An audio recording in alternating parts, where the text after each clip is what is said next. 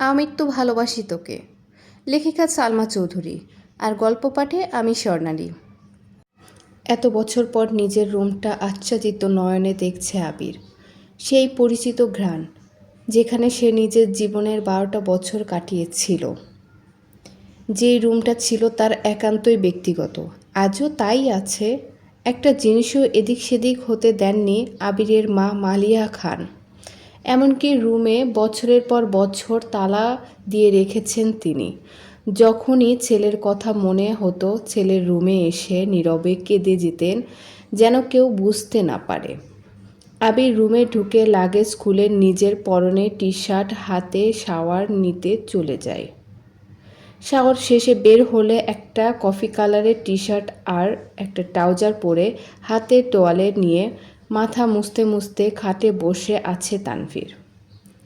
Luggage নিয়ে এসে রুমে বসে আছে সে। তানভীরকে দেখে আবির জিজ্ঞাসা করছে, কি হলো, কিছু বলবি? তানভীর মুচকি হেসে জিজ্ঞাসা করেছে, আচ্ছা ভাইয়া, ওই লাগেজটা ধরতে দিলে না কেন? কি আছে ওটাতে? আবির চক্ষুদয়ে উদ্বেগ স্পষ্ট, চোয়াল শক্ত করে উত্তর দিল, ওটা আমার পার্সোনাল কিছু জিনিস আছে। তানভীর হাসতে হাসতে উত্তর দেয়, পার্সোনাল জিনিসগুলো দেখতে চাচ্ছে আমার অবুঝ মন। কী করব বলো? স্বভাবসুলভ গম্ভীর কণ্ঠে উত্তর দিল আবির, কাউকে দেখানোর জিনিস আশা করি পার্সোনাল হবে না। তানভীর ভাইয়ের আপত্তিকর স্বর বুঝতে পেরে এই বিষয়ে আর কিছু বলেনি, শুধু জিজ্ঞাসা করে, বিকালে কি বের হবে? আবির উপর নিচ মাথা নেড়ে হ্যাঁ সূচক সম্মতি জানায়। তানভীর কথা না বাড়িয়ে চুপচাপ বিদায় নেয় রুম থেকে। আবির খাটের এক কোণায় বসে মোবাইল হাতে নিয়ে গুরুত্বপূর্ণ কিছু চেক করতে ব্যস্ত হয়ে পড়ে। মেঘ নিজের রুমে ঢুকে শপিং ব্যাগ খুলে 3টা ড্রেস বের করলো। 3টা জামা অসাধারণ, 2টা গাউন ড্রেস আর একটা গর্জিয়াস হাতের কাজের 3 পিস। ল্যাপটপটাও খুলে দেখে তার প্রয়োজনীয় সকল অ্যাপ ব্রাউজার অলরেডি ল্যাপটপে সেট করা আছে। মেঘের দৃষ্টি যায় র্যাপিং পেপারের মোড়ানো বক্সের দিকে। র্যাপিং পেপার খুলতেই চোখ পড়ে 3টা উপন্যাসের বইয়ে, যেগুলোর উপর লেখা, তার সাথে একটা ছোট বাক্স যেখানে এক বক্স রঙিন পাথর। মেঘের এই পাথরগুলো ছোটোবেলায় খুব পছন্দ ছিল। তার সাথে একটা আইফোন 13 প্রো ম্যাক্স মোবাইলের বক্স। ফোন দেখে মেঘের চক্ষু চড়ক গাছ। অনেক দিন যাবৎ মনের কোণে সুপ্ত ইচ্ছে ছিল একটা আইফোন কেনার, কিন্তু কাউকে বলার মতো সাহস হয়নি তার। এগুলা দেখে খুশিতে গদগদ হয়ে পড়েছে মেঘ। ইন্টার সেকেন্ড ইয়ারে পড়াকালীন মেঘের যখন কলেজ, প্রাইভেট, কোচিং সব মিলিয়ে ব্যস্ততায় দিন কাটছিল, তখন তানভীর তার পুরানো একটা ফোন দিয়েছিল মেঘকে। সিমটাও ছিল তানভীরের। বাসার মানুষের বাইরে শুধু 3-4 জন বান্ধবীর নাম্বার ছিল সেই ফোনে। এমনকি স্যারদেরকেও নম্বর দিতে নিষেধ করেছিল কড়া ভাষায়। তানভীর বরাবরই বোনের ব্যাপারে খুব সিরিয়াস। ভাইরা বোনকে শাসন করবে ঠিক আছে, কিন্তু তানভীর মেঘকে একটু বেশি শাসন করে রেখেছে এত বছর। এইচএসসি পরীক্ষা চলাকালীন সময়ে নিজের মায়ের পেটের ভাই তানভীরকে খুব সাহস করে বলেছিল, ভাইয়া পরীক্ষা শেষে করে আমায় একটা নতুন ফোন কিনে দিবা? অগ্নিদৃষ্টিতে তাকিয়েছিল তানভীর, যেন মস্ত বড় অন্যায় করে ফেলেছে। তারপর মেঘ নতুন ফোনের আশা পুরোপুরি ছেড়ে দিয়েছিল। আজ সেই না চাইতেই আইফোন পেয়ে গেছে, ল্যাপটপ পেয়ে গেছে, এ যেন মেঘ না চাইতেই জল। আনমনে ভাবছে, মনে হয় তানভীর ভাইয়া বলেছে ফোন আনতে আর ল্যাপটপ আনতে, না হলে উনি কিভাবে জানবে আমার ফোন নেই। এদিকে 1 ঘন্টা যাবৎ ফোনে মনোযোগ দিয়ে কি যেন কাজ করছে আবির। হঠাৎ আদি দৌড়ে এসে দাঁড়ায় দরজায়। আদি, ভাইয়া তোমায় খেতে ডাকছে। আবির, যা আসছি। 10 মিনিটের মধ্যে সাদা শার্ট পরে রেডি হয়ে নিচে নামলো আবির। তেমন কেউ নেই নিচে। বিকাল 4টা বাজে। সবার খাওয়া শেষ অনেক আগেই। মালিয়া খান বসেছিলেন ছেলের জন্য। ছেলের ফিটফাট হয়ে রেডি হওয়া দেখে মালিয়া খান জিজ্ঞাসা করেছেন, কোথাও যাবি? আবির, হ্যাঁ একটু কাজ আছে। আবির চুপচাপ খাবার খাচ্ছে। ছোটবেলা যা যা সে পছন্দ করত সব রান্না করেছে আজ। সব খেতে পারেনি, যতটুকু সম্ভব খেয়ে উঠে পড়েছে। এরই মধ্যে তানভীর হাজির হয়েছে। ভাইয়া রেডি, আমি এখন যাবে নাকি লেট হবে? আবির, এখনই বের হব।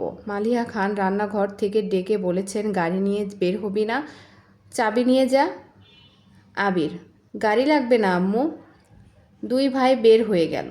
যৌথ পরিবারগুলোর সবচেয়ে আনন্দময় সময় সন্ধ্যাবেলা। বাড়ির সকলে মিলে হইচই করে বিকালের নাস্তা খাওয়া, একটু টিভি দেখা, খেলাধুলা করা, আড্ডা দেওয়া। সমস্যা হলো বড় ভাই তানভীর সব সময় মেঘকে চোখে চোখে রাখে। কি করছে কি না করছে, কখন খাচ্ছে, পড়াশোনা করছে কি না, এই সব কিছু দেখাই যেন তার একমাত্র কাজ। কিন্তু মিম আর আদিকে কোনোদিন একটা ধমক পর্যন্ত দেননি তানভীর। এমন দুমুখ ব্যবহার। তানভীর যতক্ষণ বাসায় বাইরে থাকে, মেঘ ততক্ষণ মুক্ত স্বাধীন। তানভীর বাসায় না থাকায় তিন ভাই বোন মিলে ছোটাছুটি করছে। মেঘ যা বলে ছোট দুইটা তাই করে। মেঘ আর আবিরের এখনও দেখা হয়নি। মেঘ কচিন থেকে এসে রুমে যে ঢুকেছিল, তার গিফট নিয়ে ব্যস্ততার কারণে সবেমাত্র রুম থেকে নিচে এসেছে। অন্যদিকে আবির বাসায় থেকে চলে গেছে আরও 2 ঘন্টা আগে। মেঘ, মিম আর আদির ছোটাছুটি শেষ হয় বড় আব্বু জনাব আলী আহমদ খানের বাসায় প্রবেশ দেখে। আলী আহমদ খান বাসায় ঢুকতে ঢুকতে নিজের স্ত্রী মালিহা খানকে জিজ্ঞাসা করলেন, আবির কোথায়? মালিহা খান উত্তরে বললেন, ও তো তানভীরকে নিয়ে বের হলো, বলল কি কাজ আছে। আলী আহমদ খান সোফায় বসতে বসতে মেঘের দিকে তাকিয়ে প্রশ্ন করলেন, পড়াশোনার কী অবস্থা আম্মু? মেঘ শান্ত স্বরে উত্তর করল, আলহামদুলিল্লাহ বড় আব্বু। তবে তবে কি? প্রশ্ন করলেন আলী আহমদ খান।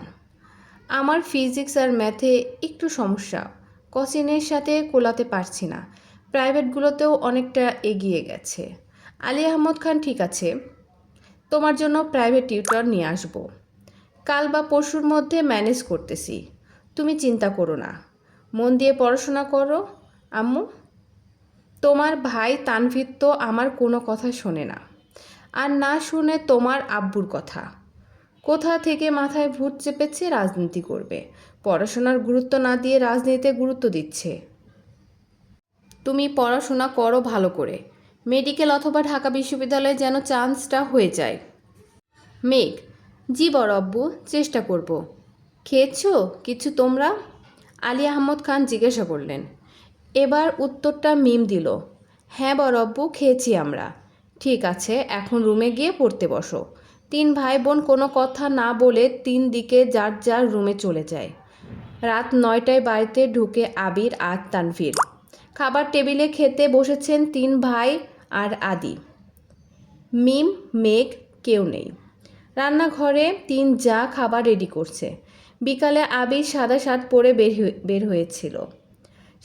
সাদা শার্টের 2-3 জায়গায় একটু একটু রক্ত লেগে আছে, আর আবিরের হাতে 3টা 1 টাইম ব্যান্ডেজ লাগানো। নজর পড়ে ইকবাল খানের। কিরে আবির, তোর হাতে কি হয়েছে? শার্টের বা দাগ কিসের? এ কথা শুনে ছুটে আসেন মালিহা খান। কি হয়েছে আবির? বুকের ভিতর চ্যাট করে উঠেছে। একমাত্র ছেলের শরীরে একটা আঁচড়ও মা সহ্য করতে পারেন না। আবির, তেমন কিছু না, হাতে একটু লেগেছে, ঠিক হয়ে যাবে, চিন্তা করো না। আর কথা না বাড়িয়ে সিঁড়ির কাছে চলে যায় আবির। আলী আহমদ খান ছেলের দিকে তাকিয়ে প্রশ্ন করলেন, খাবে? আবির উত্তর দিল, না না আব্বু, বিকেলে খেয়েছি, খিদা নেই। এই বলে রুমের দিকে চলে যায় আবির। আবিরের কণ্ঠ শুনে মেঘ রুম থেকে বের হয় তাড়াতাড়ি। এতগুলো গিফট দিল, অবশ্যই ধন্যবাদ জানানো উচিত। 7 বছরে ভাইয়ের মুখটাও দেখেনি সে। কিন্তু মেঘ রুম থেকে বের হতে হতে আবির রুমে ঢুকে পড়েছে। মেঘের চোখে মুখে নীরবতা। নিচে গিয়ে সবার সাথে খেতে বসেছে। তানভীরও খেতে বসেছে হাত মুখ ধুয়ে। ইকবাল খান তানভীরের উদ্দেশ্য করে বলে, তুই তো ছিলে আবিরের সাথে, কি হয়েছে বল? তানভীর, চাচ্চু আমি তো ভাইয়ার সাথে বের হয়েছিলাম, কিন্তু পরে আমি পার্টি অফিসে চলে গিয়েছিলাম, তাই সঠিক জানি না।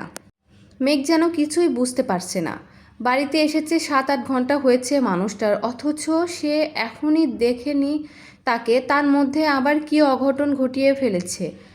সে শুধু চাচু আর ভাইয়ার মুখের দিকে তাকাচ্ছে বারবার। আহমদ আলী খান গম্ভীর স্বরে তানভীরকে বললেন, সে তো তোমার ভাই কম বন্ধু বেশি। তাকে বলে দিও কোনো প্রকার মারপিট বা রাজনীতি যেন না জড়ায়। আর এটাও বলে দিও তাকে, তার বয়সটা কিন্তু আমি পার করে এসেছি। তাকে দেশে এনেছি মারপিট করার জন্য না, আমাদের ব্যবসার হাল ধরার জন্য। তানভীর, আসলে বড় আব্বুর সামান্য হাত কেটেছে ভাইয়ার। আলী আহমদ খান, থাক, আমায় কিছু বোঝাতে হবে না। কোনটা মারপিটের কাটা আর কোনটা কেটে যাওয়া আমি তা বুঝি। তুমি তো নিজে রাস্তা বেছে নিয়েছো, অন্তত তাকে বোঝাও এসবে যেন না জড়ায়। তানভীর, জি বড় আব্বু। মেঘের আচমকা প্রশ্ন করে বসে, কি হয়েছে? তানভীর মেঘের দিকে চোখ রাঙিয়ে তাকিয়ে বলে, চুপচাপ খা। ইকবাল খান বড় ভাইয়ের দিকে তাকিয়ে বলে, আবির কেন মারপিট করবে? এত বছর বাইরে ছিল ছেলেটা, এখানে ওর কে এমন শত্রু আছে?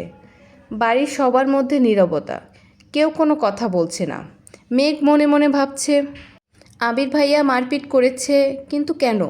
এত বছর ভাবতাম আমার ভাইই পচা, রাজনীতি করে, আমায় শাসন করে, কিন্তু আবির ভাইয়া তো দেখা যাচ্ছে পুরোই হিটলার।